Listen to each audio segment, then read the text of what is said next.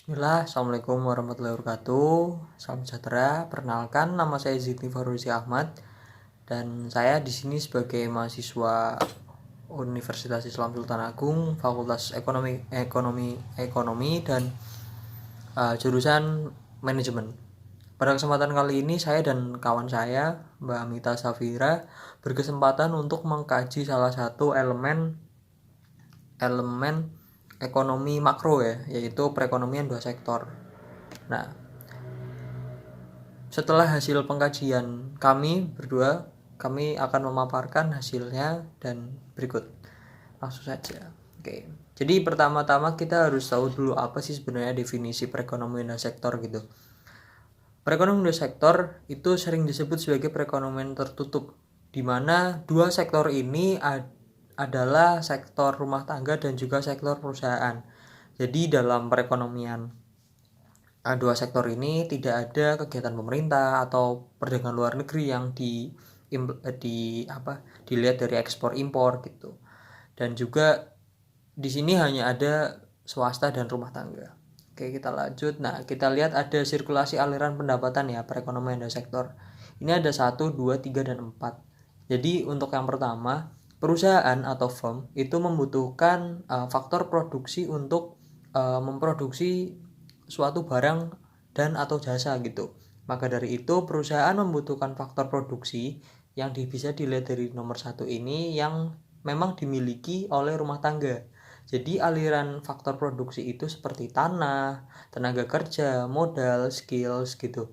Itu yang menyediakan adalah rumah tangga, dan ini rumah tangga memberikan faktor produksi tersebut kepada perusahaan atau firm.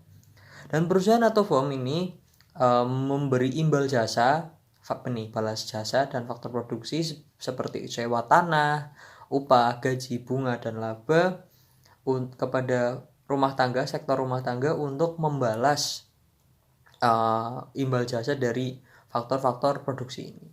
Nah, kemudian rumah tangga yang sudah mendapatkan pendapatan ini dari balas jasa ini membutuhkan konsumsi untuk sebagai pengeluaran untuk barang-barang atau jasa gitu, seperti kebutuhan dan keinginan dan lain sebagainya. Ini dilihat bisa dari nomor 3, yang mana perusahaan itu menyediakan barang-barang atau jasa. Jadi rumah tangga menghabiskan pendapatannya itu untuk membeli sesuatu dan juga oleh perusahaan atau firm, dan perusahaan atau firm itu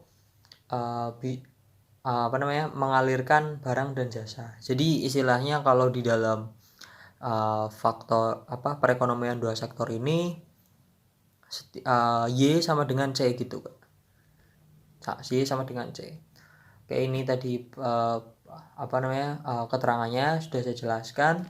Dan ini kita lihat ya dari sirkulasi pendapatan perekonomian dua sektor mengenai tabungan. Seperti yang sudah tadi di bagian pertama, rumah tangga melakukan pengeluaran untuk konsumsi yang didapatkan dari sewa tanah, upah, gaji, dan bunga. Ini Y, pendapatan, dan ini C, konsumsi, diarahkan ke perusahaan atau firm, yang mana memang perusahaan atau firm dalam perekonomian dua sektor itu adalah pihak yang menyediakan barang dan atau jasa. Nah, kemudian setiap konsumsi, setiap pendapatan kan tidak selamanya dihabiskan gitu kan. Pasti ada yang namanya saving dan atau tabungan. Nah, rumah tangga di sini menabung itu kepada lembaga keuangan, ya bisa baik itu konvensional atau syariah gitu. Dan dari lembaga keuangan ini menyalurkan hasil tabungan ini ke perusahaan sebagai bentuk investasi. Nah, di sini tabungan itu bisa berarti juga sebagai kebocoran pendapatan nasional gitu. Sedangkan untuk meningkatkan pendapatan nasional dapat dilakukan sebuah injeksi, dan injeksi ini berupa investasi. Kurang lebih seperti itu. Next. Ini penjelasan yang sudah tadi saya jelaskan sekilas. Dengan adanya tabungan, maka terdapat kebocoran dalam pendapatan nasional sebesar jumlah tabungan itu sendiri. Tabungan dari sektor rumah tangga dikumpulkan oleh lembaga keuangan seperti bank dan lain sebagainya untuk kemudian dipinjamkan kepada perusahaan atau firm yang membutuhkan investasi. Nah, oke, kita lanjut ke pembahasan selanjutnya. Ada unsur-unsur pendapatan nasional perekonomian dua sektor. Yang pertama ada konsumsi dan tabungan. Konsumsi dan tabungan ini bisa dilihat ya dari sisi penawaran dan juga dari sisi permintaan. Kalau kita berbicara sisi penawaran, yaitu dalam masyarakat pendapatan atau Y itu hanya digunakan untuk konsumsi yang dilambangkan dengan C ini, dan juga saving yang dilambangkan dengan S. Jadi secara matematis Y sama dengan C plus S. Pendapatan sama dengan konsumsi plus tabungan gitu. Nah, kalau dilihat dari sisi permintaan, pendapatan digunakan untuk konsumsi dan investasi. Yang mana di sini secara matematis bisa digunakan Y atau pendapatan sama dengan C plus I gitu. Nah, ini selanjutnya ada fungsi konsumsi dan tabungan gitu. Fungsi konsumsi di sini adalah sebuah kurva yang menggambarkan hubungan antara tingkat konsumsi rumah tangga dalam perekonomian dengan pendapatan nasional. Nah, di sini bisa difungsikan sebagai C A plus B. A ini adalah perubahan, ini parameter konsumsi ya, parameter konsumsi. Sedangkan kalau yang B ini adalah peningkatan konsumsi yang diakibatkan oleh perubahan pendapatan. Jadi konsumsi ini bisa secara matematis A plus B plus A plus BY gitu. Sedangkan untuk fungsi tabungan adalah suatu kurva yang menggambarkan sifat hubungan antara tingkat tabungan rumah tangga dalam perekonomian dengan pendapatan nasional perekonomian tersebut. Secara matematis ini bisa dilihat ya, ada S sama dengan min A plus 1 min B Y kali Y gitu. Nah, ini tadi ya bisa jadi ada hubungan antara saving itu, jadi kalau konsumsi itu Y min S gitu konsumsi ya, karena secara rumus itu Y sama dengan C plus S, sedangkan kalau S sama dengan Y min C, kurang lebih seperti itu. Oke, ini kita lanjut ke pembahasan yang ini masih dalam unsur pendapatan nasional perekonomian dua sektor. Jadi setelah tadi ada fungsi konsumsi dan ada konsumsi dan tabungan, ada juga yang kedua itu investasi. Investasi ini ada digunakan untuk membeli barang, untuk meningkatkan aset, membuat perusahaan baru dan lain sebagainya. Atau mungkin bisa dibilang investasi ini juga nama lainnya itu penanaman modal gitu kasarnya. Nah, ini investasi ini dibagi dua.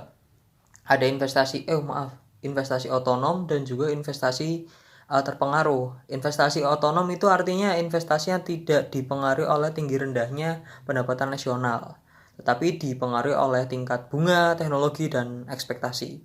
Bisa dilihat dari kurva ini, Y1, Y2 ya. Y ini kan pendapatan ya.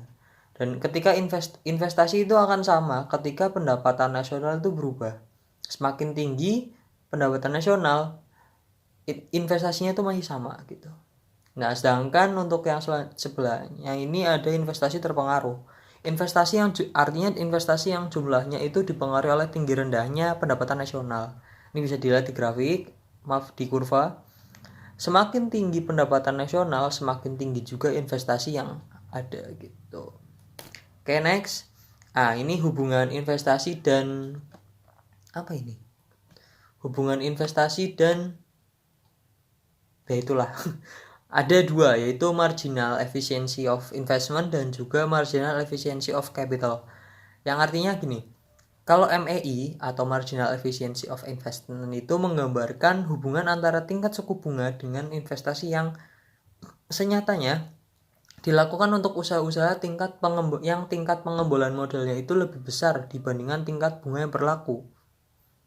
Nanti kita lihat di kurva aja biar lebih jelas. Selanjutnya ada marginal efficiency of capital atau MEC gitu, yang menggambarkan hubungan antara tingkat suku bunga dengan penanaman modal yang seharusnya dilakukan oleh para pengusaha dalam suatu jangka waktu tertentu. Nah, ini kita bisa lihat ya. Ini grafiknya ya, kurvanya. Jadi memang yang namanya investasi itu berpengaruh negatif terhadap suku bunga. Jadi sebenarnya ketika ini di sini bisa lihat investasi itu interest ini ketika suku bunganya tinggi investasinya itu akan turun. Nah ini sebenarnya akan turun, tapi tadi kurva MEC dan MEI, marginal efficiency investment dan efficiency investment dan marginal efficiency capital memang akan turun, tapi tidak sama gitu loh. Kalau investment itu jelas semakin turun, semakin tinggi suku bunga, semakin turun investasi. Sedangkan kalau untuk yang MEC, marginal efficiency capital, semakin tinggi suku bunga memang akan turun, tapi akan lebih landai. Biasanya nih di sini ada keterangan kurva MEC biasanya lebih landai daripada kurva MEI karena jumlah investasi yang senyatanya dilakukan lebih kecil daripada jumlah yang seharusnya dilakukan di berbagai bidang usaha. Oke, next, ini ada keseimbangan pendapatan nasional dua sektor. Jadi kita udah bahas ada 3 di sini ya. Pertama tadi ada pengertian, terus yang kedua ada unsur-unsur, yang selanjutnya ada keseimbangan pendapatan nasional dua sektor yang bisa dilihat dari 3 cara gitu, dengan menggunakan tabel, dengan menggunakan grafik, dan juga pendekatan matematis. Sebenarnya pendekatan nasional itu apa? Pendapatan nasional keseimbangan itu apa sih? Iya, ini ada keseimbangan pendapatan nasional merupakan barometer atas keseimbangan hasil pembangunan dan pendapatan gitu. Nah, ini secara rumus bisa dilihat ya, ada S sama dengan I gitu. Ini keseimbangan nasional yang didapatkan ketika sisi penawaran dan sisi permintaan. Jadi S itu tabungan dan juga I ini investment. Jadi antara S dan I itu sama. Jadi bisa dibilang tabungan itu investment dan investment itu tabungan gitu, sama. Syarat keseimbangan adalah investasi sama dengan tabungan gitu. Kalau untuk perekonomian dua sektor. Next, nah ini bisa dilihat di kurva ya. Nah ini YPEP gitu. Nah ini yang sama itu di sini teman-teman, di sini nih. Ini kan bisa dilihat ya kurva keseimbangannya. Break even point itu di sini. Dan ini kalau yang CO plus IO ini, jadi C ini kan konsumsinya. Nah ini tabungannya. Jadi antara ini dan ini itu yang di sini adalah tambahan dari ini dan sini. Y sama dengan C plus I gitu, C plus S. Fungsi keseimbangan perekonomian dua sektor dapat digambarkan sebagai berikut. Equilibrium, titik impas nih, pendapatan nasional, YIK gitu. Nah ini kalau dilihat dari sudut dari tabel ya, fungsi keseimbangan perekonomian dua sektor ya. Ini dari tabel ini Y pendapatan, consumption, saving, investment, dan consumption plus investment. Jadi tadi kan di awal ada ya yang namanya S sama dengan I gitu. Jadi ini di sini sama nih, keseimbangan tuh ketika tabungan dan investment tuh sama. Jadi ini ada nih 30, keseimbangan tuh sama. Nah ini juga ada nih di bawah tuh dijelaskan, S sama dengan I yaitu seperti 30 miliar. Nah tingkat pendapatannya berapa? 200. Nah ini C plus I, consumption plus investment, itu 200 dari mana? Dari C ini 170 tambah 30 kurang lebih. Nah selanjutnya ini secara matematis pendapatan equilibrium yaitu 1/1 min B dikalikan dengan A plus I gitu. B itu tadi sudah dijelaskan juga di awal, pertambahan konsumsi akibat perubahan pendapatan, A-nya itu menunjukkan konsumsi, dan I itu investasi. Nah ini untuk selanjutnya ada angka pengganda, pembahasan selanjutnya. Jadi angka pengganda ini merupakan sebuah rasio antara pertumbuhan pendapatan nasional dengan perubahan satu di antara variabel yang ada pada fungsi gitu. Jadi persamaan ini bisa digunakan untuk consumption dan juga investment gitu. Ini bisa dilihat ya dari persamaannya ini. Delta Y, jumlah pendapatan dibagikan dengan jumlah investasi sama dengan ini, KC ini untuk consumption ya. Sedangkan kalau yang KI ini untuk investment. Atau kita lihat ada dengan pajak proporsional, angka penggandanya itu berbeda gitu. Jadi ditambahi before tax ini BT. Before tax bener gak ya? Pokoknya BT lah gitu. Oke, next. Nah, ini keseimbangan dengan variabel zakat dan infak. Jadi sebenarnya zakat dan infak ini cukup berpengaruh untuk keseimbangan di perekonomian dan sektor. Cuman nanti akan kita bahas setelah ini. Di sini secara matematis bisa dilihat ya, ada Y sama dengan 1/1 min B dikalikan 1 min Z plus F dikalikan dengan A min BTX plus BTR dan plus investment. Ini untuk pajak yang lumsum. Pajak lumsum itu apa? Dan juga ini ada yang pajak proporsional gitu. Pajak lumsum itu adalah pajak tetap yang tidak tergantung pada besarnya pendapatan, sedangkan pajak proporsional itu bergantung pada besarnya pendapatan. Bedanya gitu. Ada perbedaan tertentu gitu di sini. Nah, di sini Z itu adalah zakat, F itu infak. Oke, next. Nah, kita masuk ke kesimpulan ya, kaitannya dengan keuangan syariah atau ekonomi Islam. Kenapa sih zakat gitu? Pada dasarnya zakat memiliki tujuan untuk meningkatkan konsumsi. Pada perekonomian sektor atau perekonomian tertib ini hanya ada sektor swasta dan juga sektor rumah tangga. Di dalam ekonomi Islam tidak mengenal keseimbangan sebenarnya. Keseimbangan untuk dua sektor. Hal ini disebabkan karena ekonomi Islam berfokus pada perekonomian real atau perekonomian satu sektor, jual beli. Akan tetapi dalam hal ini pentingnya variabel zakat dan infak pada perekonomian dua sektor digunakan untuk meningkatkan konsumsi khususnya pada sektor rumah tangga. Mengingat kalau kita flashback ke materi gitu, zakat itu kan ada zakat mal, ada zakat fitrah, ada zakat pendapatan, bahkan ada zakat perusahaan yang sifatnya itu kolektif. Nah, kita lihat ada dalam perekonomian dua sektor, keuangan syariah dapat difokuskan pada konsumsi dan investasi. Menurut Han, konsumsi dilakukan untuk memenuhi kebutuhan sendiri dan untuk menuju jalan keridhaan Allah Subhanahu wa taala. Secara matematis bisa dinotasikan sebagai berikut. Nah, ini CAO plus AU dan Y. AO itu intercept ya. Ini jadi saving itu di sini nih. Nih, pendapatan ini sini. Oke. Nah, ini selanjutnya kita bahas soal investasi menurut Medway. Apa sih? Pada tahun 1995 fungsi investasi dalam ekonomi Islam sebagai berikut ya. Ini bisa dilihat secara matematis. Dan ini I itu I besar ini invest, permintaan akan investasi ya. Sedangkan R itu keuntungan yang diharapkan oleh pelaku zakat ya. Dan pelaku investasi gitu, maaf. Dan ini F ini jumlah bla bla bla, SI kerugian investor, bagian kerugian pinjam dana, setup meningkat aset yang tidak produktif. Jadi ada perhitungan ya untuk aset-aset yang tidak produktif. Sedangkan kalau untuk yang ZN ini tingkat zakat atas keuntungan investasi. Dan ini pengeluaran lain-lain.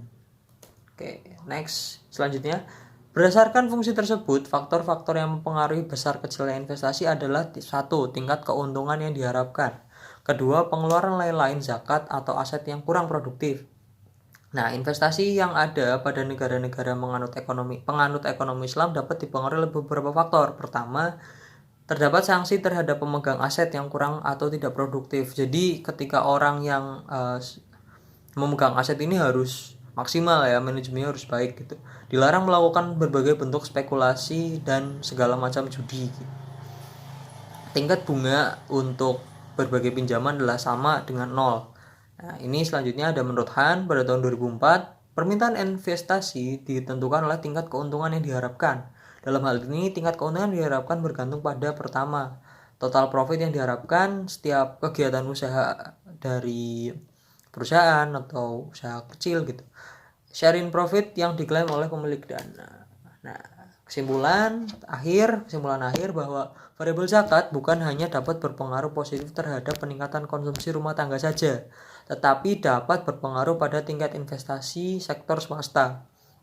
Hal ini semakin memperkuat bahwa zakat itu harus lebih dioptimalisasikan ya, mengingat kalau dari sudut pandang kepercayaan kita, yaitu kepercayaan Islam, zakat ini dapat digunakan untuk memperkuat roda perekonomian.